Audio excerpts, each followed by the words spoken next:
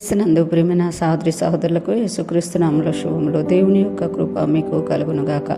ఈరోజు దేవుడు మనకిచ్చిన మాట న్యాయాధిపతుల గ్రంథము 3వ అధ్యాయము 16వ వచనము. యెహూదు మూరెడు పొడుగు గల రెండంచులు గల కత్తెని చేయించుకొని తన వస్త్రములో తన కుడితొడ మీద దాన్ని కట్టుకొని ఆ కప్పము మోయాబు రాజైన ఎగ్లోనుకు తెచ్చెను. ఆ ఎగ్లోను బహు స్థూలకాయుడు. ఈ మాటను మనం న్యాయాధిపతుల గ్రంథం 16-17 వచనాల్లో చూస్తున్నాం.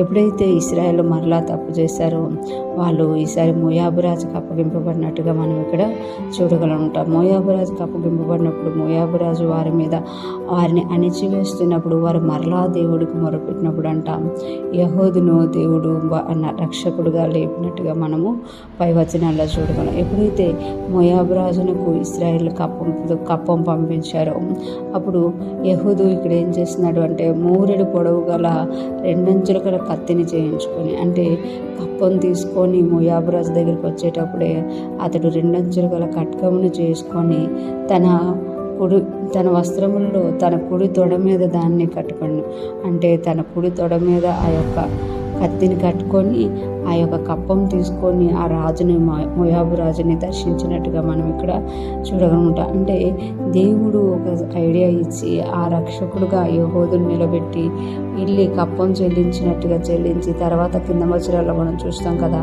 అతడు ఎగ్లోను మోయాబు రాజు బహుస్థూలకాయుడు కనుక కూర్చున్న చోటునే కూర్చొని ఉండేవాడు. అతనితో ఒక మాట చెప్తానని చెప్పి అతన్ని పొడిచినప్పుడు ఆ కత్తి వెనకకి వచ్చినట్టుగా మనం చూస్తామన్నమాట.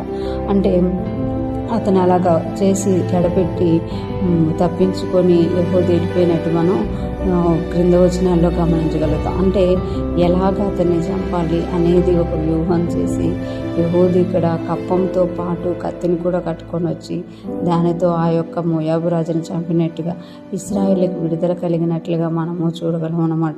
ఈరోజు ఫ్రెష్ మన్నా వింటున్న ప్రతి ఒక్కరు జ్ఞాపకం చేసుకోవాలి.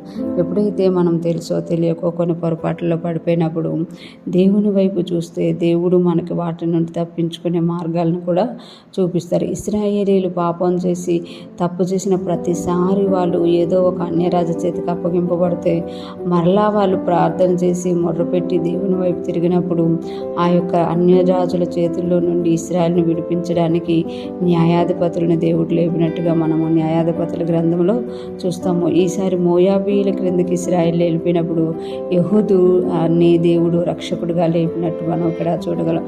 యెహూదుకు దేవుడు ఇచ్చిన ఆ యొక్క ఆలోచన ప్రకారం ఆ కత్తిని తీసుకెళ్ళి ఆ మోయాబు రాజుని చంపినప్పుడు ఇశ్రాయేలు విడుదల పొందుకున్నట్టుగా మనము చూడగలం. ఈరోజు ఫ్రెష్ మనం వింటున్న ప్రతి ఒక్కరు జ్ఞాపకం చేసుకోవాలి.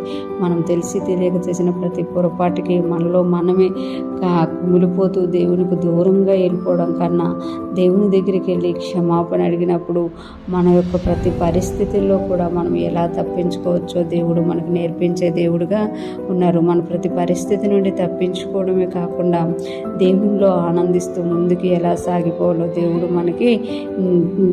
మనకు నేర్పించి మనము ఆనందించే వారంగా సంతోషించేవారుగా దేవుడు మనల్ని ఉంచబోతున్నారు. అటువంటి గొప్ప దేవుడిని మనం కలిగినందుకు దేవునికే మహిమ చెల్లిస్తూ మనము నిత్యము దేవుని వైపు చూస్తూ దేవునితో గడుపుతూ ఆయనలో ముందుకు సాగిపోదాము గాక.